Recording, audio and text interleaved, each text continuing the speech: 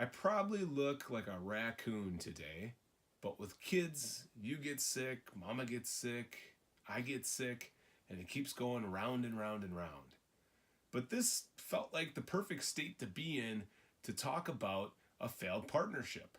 Now, normally on my channel, I'm talking about goals and I'm talking about things that are going good, and I might gloss over some things that need improvement, but I really don't focus on them. Well, today I want to talk about this failed partnership because there were a lot of things that I learned from it. So let's get right into it. Hey guys, I'm Jake Diego, and last year I went to an event where I met a real estate investor, and he was telling me how he does options with rent to own and kind of his whole process as far as how he buys them and puts them up and what areas of the country he looks for them in. And I was super interested in that because that's my long-term vision. Now, I told him about my Amazon business and how this was in 2018, so how I had the goal to do private label by starting something that was a wholesale product in that particular field first. And as we got talking more and more, he was saying how he wanted to help his sister more and that maybe we should consider doing a partnership. And I thought, okay, that's great. I mean, I've already bought this expensive program and I'm already starting the research, so let's try that. Now, I went into the program and I came up with 3 big ones. It was to do a video game accessory case, a men's hygiene bag, or this. Now, I just received these packages yesterday, so I'm going to just go ahead and open these today. I'll just open the one because I'm pretty sure it'll be in here. And that last product was the one we did. Now, those are just bubble mailers.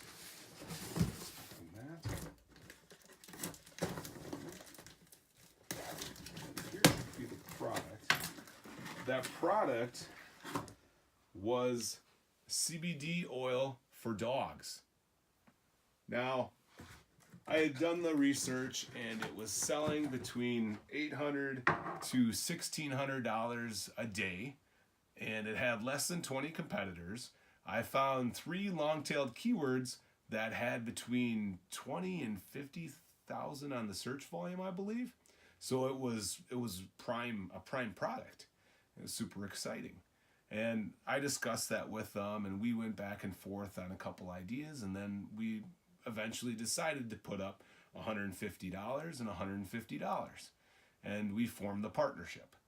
And with that, I contacted Amazon and I asked for a second account, and I actually got approved for that. So we connected a new bank account to that with that $300 balance, and then we made that first purchase of these CBD oil products to sell. Now, getting into the listing, I created the listing pretty plain, a couple bullet points and such, and I set it out to be active. But immediately Amazon asked for invoices, and I had a small correction there with the business name. I think I had it in my name or something, and I sent it back to them, and then things got really, really slow. A couple weeks went past, and okay, fine, that's good, they said.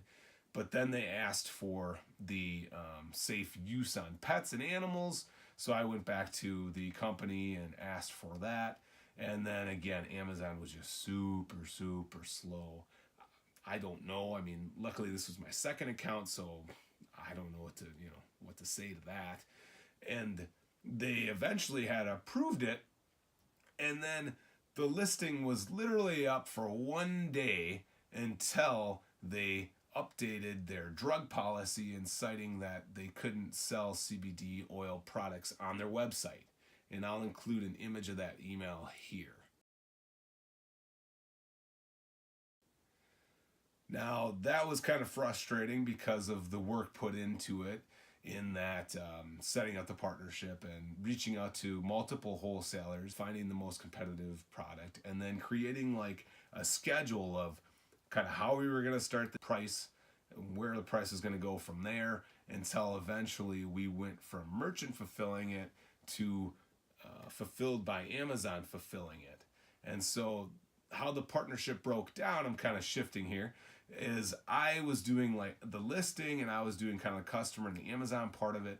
And then she was doing the sending the orders out and such. So in this other box is my second zebra label printer. Well, we still wanted to do something to unload these. So then we went to eBay and I created a listing there for these. And surprisingly, on that first day, one actually sold. So this is where the story gets rather interesting. So I email her and I come to find out that she's moved about 5 states over and she's teaching English to Colorado inmates. As far as her house, she has all this in the storage locker of the basement, and there's a tenant living in her house that she subleased it to. So this just had catastrophe spelled all over it. But getting into this, I knew that she was a little bit hippy-dippy, kind of loose cannon stuff. So it wasn't anything not really, it wasn't really unexpected, I would say. But the funniest part about it, I guess, was once I found that out, then I contacted her brother, and he knew nothing of her moving either. So it was like, wow, that is amazing. And anyways, long story short there is she asked the tenant to send the product, and it really fell through, so I ended up refunding the customer, and the eBay listing got taken down, of course, and also cited because of that drug. She had came back from Colorado, though, and let me know that she had this downstairs and that she would be sending it to me soon, and then it arrived this weekend. We just decided to split what we had into half, and so it was 36 units, and so that would be 18 and 18 that we would both get, and then of course I would get my zebra printer back and those other things. But it looks like I got a little bit more than the 18 back, because I have almost, actually no, I have exactly 24, so she just kept 12 of them. With all this though, I did learn some valuable lessons. So the first lesson is how to get a second account on Amazon. The many questions you have to ask, what you have to do for it. The second part is contacting wholesalers, the documentation that they require, and the follow-up that is so important when dealing with them.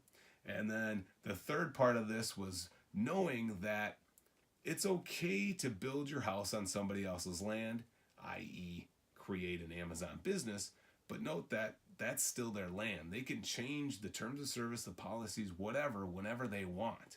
So no matter how much research you do, no matter what you got going on, it can change any day. And although for us, it was just taking down these products that we had, for those other 19 competitors, they lost everything that they had too. I mean, I'm sure they still got the products back, but they lost all that revenue also. So pretty eye-opening experience, really. And it's just all overall, the fourth one would be just knowing your whole partnership. I mean, I didn't mention it in the beginning, but I knew that she was kind of a little hippy-dippy in that and had some things in the past, so I knew what I was getting into. So risking $150 on each side didn't seem like much to risk. I'm not sure what I'm going to do with all these products because the legal status of CBD oil is kind of up and down all the time. However, I will learn more about it and find some way to sell or unload these products, I'm sure. However, as I said, the main premise was to share with you guys how this failed partnership had resulted in some very valuable lessons being learned. So thank you for taking the time out of your day to watch this.